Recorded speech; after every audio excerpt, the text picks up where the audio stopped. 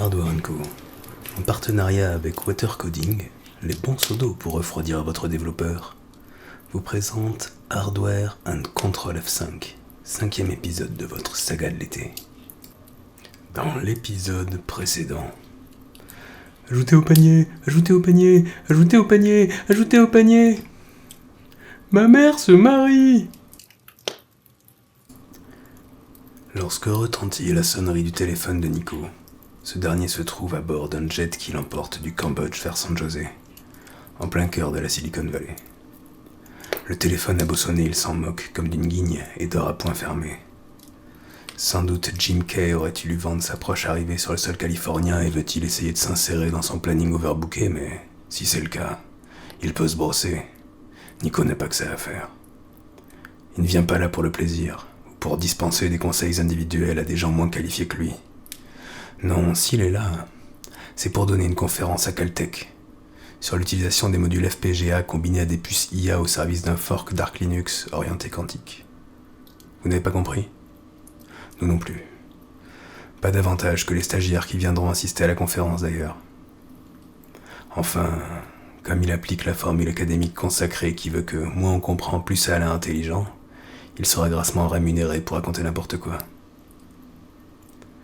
L'hôtesse de l'air le sort de sa torpeur en lui murmurant des mots doux à l'oreille, et il émerge de la brume tandis que l'avion, ayant commencé sa descente, pénètre une couche de nuages. Il repousse la soupirante d'un geste de la main distrait et repasse son programme de la journée. Il serait bien allé faire une bise à Lisa pour lui dire quelle grille tarifaire appliquée au Navy 32, mais il n'a décidément pas le temps. Lorsque la porte s'ouvre et que la passerelle se déplie devant Nicolas, ses potes Tim, Pat et Jensen l'attendent et lui jettent des poignées de pétales de coquelicot, seule fleur que le lead programmeur de H&Co tolère de voir au mois d'août, et ses amis le savent bien. Il prend quelques secondes pour les saluer et accepte de poser sur leur selfie, pendant que sa Gold Star est tirée hors de la soute. Aussitôt fait, il enfourche sa bécane et les cheveux au vent, où il fait partie des rares membres de l'équipe à avoir des poils sur le caillou. Commence à avaler les kilomètres. En passant devant un diner, il décide de s'arrêter pour le prendre en photo. Il dégaine son Fairphone et tombe alors sur des tonnes de notifications. Manifestement, il y a eu un gros bug sur H&Co. Le site est tout cassé et, comme lorsqu'il y a feu dans une maison close, c'est la débandade et les gens sont paniqués. Pas de problème.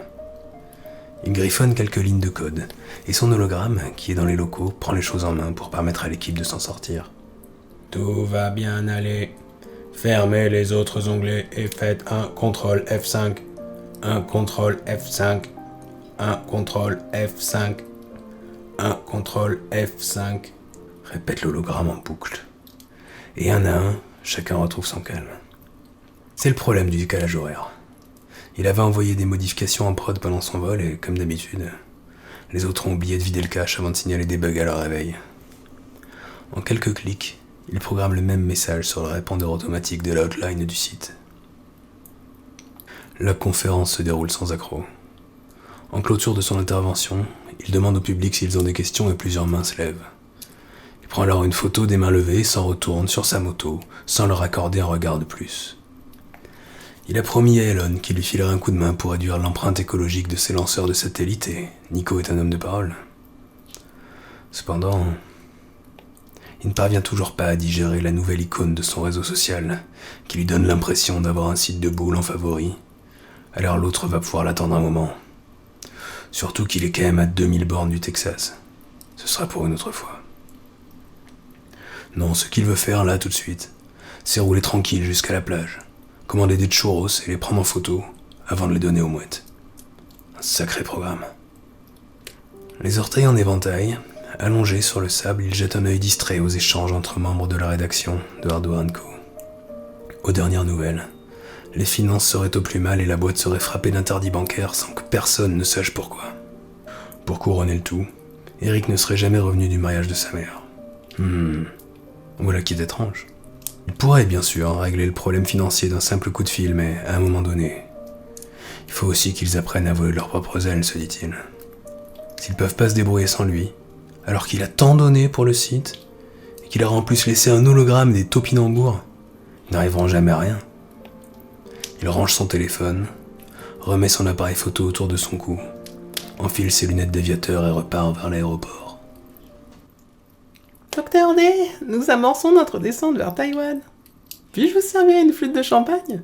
Lui demande l'hôtesse, avec un grand sourire et des yeux rieurs. Il ne répond pas et griffonne une note dans son calepin.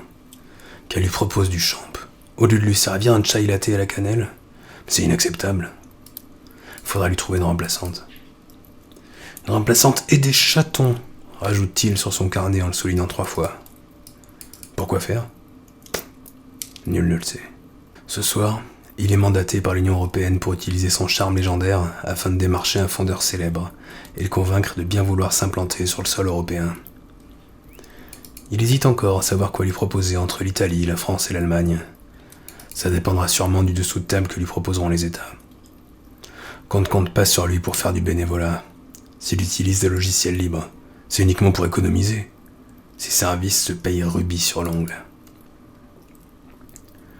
Selon la tradition asiatique, les affaires se traitent à table. Pendant que Nico déguste un animal marin des profondeurs, en compagnie d'un aréopage de type encostard, son beeper retentit. Apparemment, il serait attendu en Ukraine de toute urgence pour améliorer leur capacité de cyberdéfense. Aucune mention de la rémunération n'est indiquée dans le message, aussi éteint-il l'appareil et se remet-il à manger du poulpe géant.